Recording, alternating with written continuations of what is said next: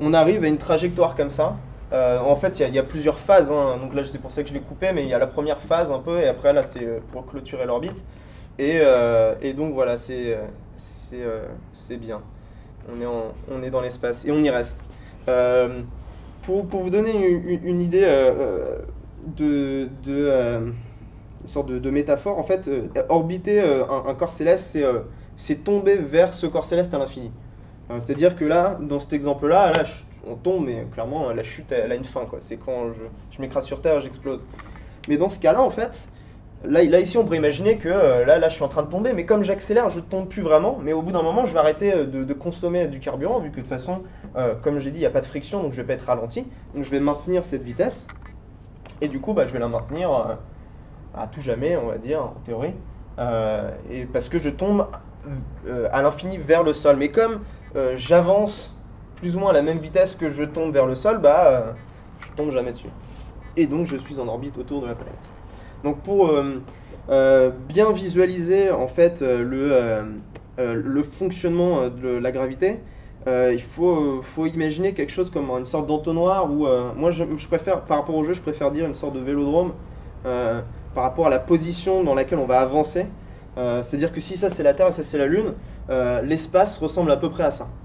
Euh, C'est-à-dire que la masse, l'énergie que cette planète représente, va déformer l'espace-temps. euh, et du coup, si on imagine que cet objet-là, qui est censé être la Lune, n'a aucune vélocité, si je la lâche, bah, comme une bille, en fait, elle va tomber et bim, elle va s'écraser sur la Terre. Mais la Lune, elle a une vélocité on va dire, qui est perpendiculaire à la force qui l'attire vers la Terre. Et du coup, elle tourne un peu comme ça, presque à l'infini hein, par rapport à notre échelle du temps, autour de cette sorte d'entonnoir ou de vélodrome.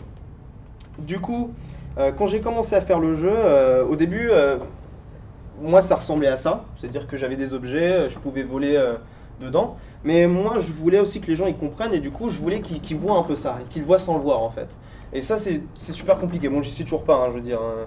Je suis qu'au début du prototype, hein. Attention, je veux pas que vous ayez des grosses attentes pour ce qui arrive à la fin. Mais du coup j'avais fait un niveau qui ressemblait à peu près à ça, j'avais essayé de reprendre une courbe et j'avais fait comme comment on appelle ça, une piste de patin glace. En gros, c'était de la glace qui avait absolument zéro friction. Ce qui veut dire que concrètement, si vous donnez une impulsion vers l'avant et que vous arrêtez, eh ben, vous allez tout le temps avancer à cette vitesse pour simuler le vide qu'il y a dans l'espace. Mais pourtant, vous étiez sur du sol, vous n'étiez pas dans l'espace, vous étiez vraiment sur une sorte de vélodrome en glace. Et ça fonctionnait comme un orbite dans l'espace. Euh, Aussi avec ces représentations, bon, là, je le dis juste parce qu'après j'ai pas de slide qui en parle, mais on peut aussi, ça nous aide aussi à comprendre les différences en vitesse qu'on va avoir dans des orbites qui sont pas circulaires. C'est-à-dire que si j'ai un orbite qui est exactement comme ça, euh, un beau cercle, je vais tout le temps plus ou moins avoir la même vitesse. Mais si j'ai un orbite un peu bizarre qui fait ça, comme ça, mais en fait, je vais pas aller à cette vitesse, je vais pas être, elle va pas être régulière. Là, elle va être très vite parce que vous voyez que c'est très, très pentu. Du coup, là, ça va être très lent. Et d'un coup, ça va faire genre.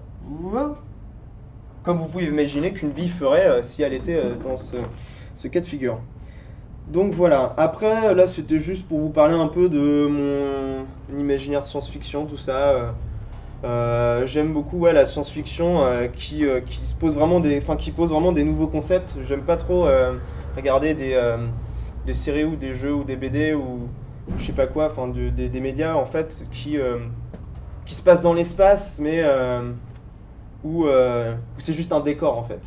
Euh, Ce qui est intéressant, c'est quand il y a de la bonne science-fiction qui se pose des questions, bah, et si on était dans cette situation-là, comment est-ce que la vie serait différente pour vraiment développer de nouveaux concepts et élargir un peu notre imagination plutôt que de se dire, ah bah non, finalement, c'est exactement comme cette histoire-là, sauf que ça se passe dans l'espace parce que c'est plus cool quand c'est dans l'espace. Ça, je trouve, c'est dommage. Ça utilise pas le, euh, le- le- toute l'idée d'être dans l'espace qui est un environnement totalement différent du nôtre. Euh, Du coup, voilà. Donc le jeu, le prototype, etc. Ça, c'est la petite image qui avait été postée, je crois, là pour l'event. C'est à ça qui ressemble aujourd'hui.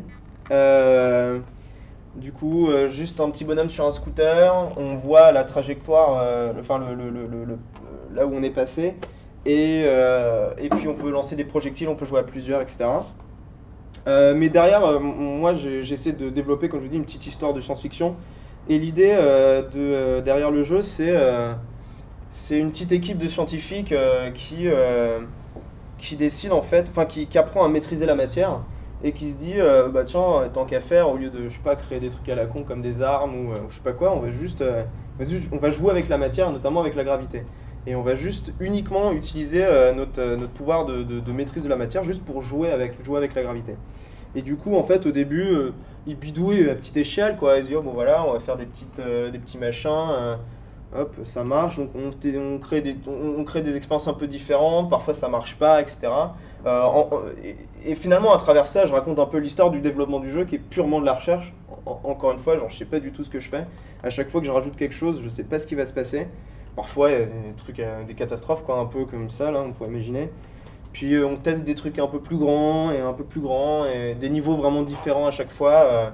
Et faire des planètes avec des masses assez légères. Du coup, on orbite assez lentement autour. Et plus elle est lourde, plus on va orbiter rapidement autour. Parce que si vous réimaginez l'entonnoir dans votre tête, plus une masse va être forte, plus la pente de l'entonnoir est forte. C'est-à-dire, plus on doit avancer vite pour pas tomber dans le trou. Pour, ça va? Ok. Au début, le prototype, ça ressemblait à ça. C'était vraiment nul. Ça se contrôlait juste à la souris. Euh, Même la formule qui émulait la gravité n'était pas correcte, mais ça marchait quand même. Au moins, j'avais réussi à prototyper l'effet de qu'est-ce que c'est d'orbiter un objet euh, sans interface en plus. Donc c'est comme si j'avais presque un vélo de l'espace, quoi. Quand on a un vélo, on ne sait pas à quelle vitesse on va, on sait pas, on n'a pas de GPS, on n'a rien. Qu'aujourd'hui, dans les jeux vidéo, on a un peu plein d'informations partout. Là, il n'y en avait pas du tout. Après, j'ai un peu joué avec Unity, donc le moteur de jeu sur lequel je fais le jeu, que je ne connais pas du tout, j'apprends à le connaître tous les jours. Donc là, je vais juste rajouter des petites couleurs et puis là, le trait derrière pour voir la trajectoire qu'on avait parcourue, parce qu'avant, il n'y avait pas du tout cette notion de qu'est-ce que j'ai parcouru comme trajectoire dans l'espace. Euh, du coup, on avait aussi du mal à percevoir, la perception de la vitesse était vraiment différente, etc. Après, j'ai rajouté, bon là on voit pas le petit bonhomme, mais j'ai rajouté des projectiles, j'ai fait des niveaux différents, des planètes plus grandes, des planètes, des niveaux différents. Il y a ce que j'appelle ce que j'essaie quand même de rester sur un principe un peu scientifique, dans le sens où il y a ce que j'appelle les niveaux naturels, où c'est une planète avec des lunes, et ces lunes qui orbitent autour de cette planète, elles orbitent vraiment la planète, c'est pas une animation, quoi. C'est-à-dire que si vous prenez le scooter, vous atterrissez sur la planète et vous décidez de complètement réduire sa vélocité à zéro, par exemple en se posant devant et en accélérant pour la ralentir, elle va ralentir et elle va tomber sur la planète du centre. Genre, c'est pas un truc qui est sur des rails. Mais après, j'ai fait les niveaux non naturels, que j'appelle non naturels, où en fait, comme dans l'idée dedans, c'est qu'on maîtrise complètement la matière. De toute façon, c'est un moteur de jeu, c'est un peu ce qu'on fait, hein.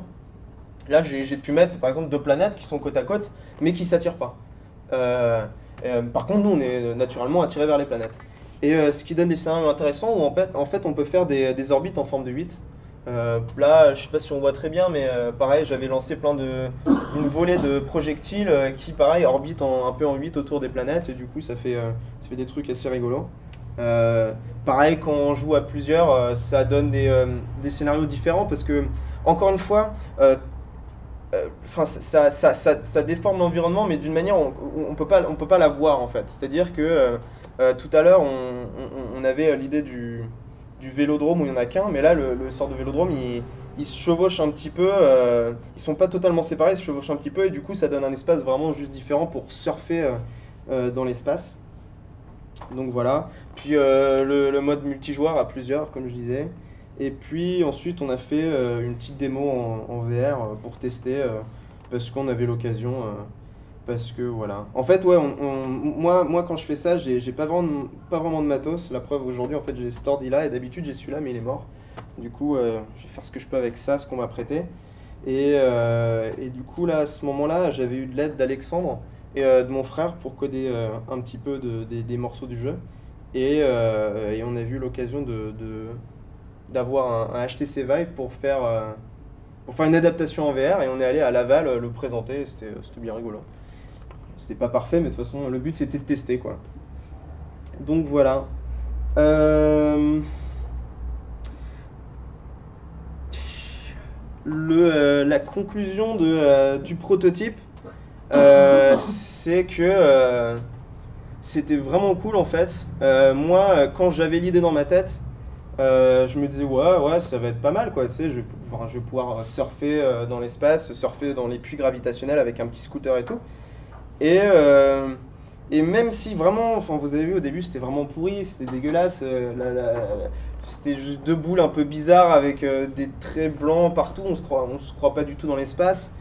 Mais la sensation était vraiment, enfin moi en tout cas, j'ai trouvé ça vraiment, vraiment génial de vraiment sentir qu'on maîtrisait un peu la gravité. C'est comme faire du vélo pour la première fois et on n'utilise pas les roulettes et on se dit wow, je tiens en équilibre, c'est génial, c'est vraiment une super sensation. Donc ça, au niveau du prototype, c'est vraiment cool. Euh, Par contre, bah, bien sûr, comme je disais, hein, je balance des trucs sur un mur et bah, il y a des trucs qui survivent qui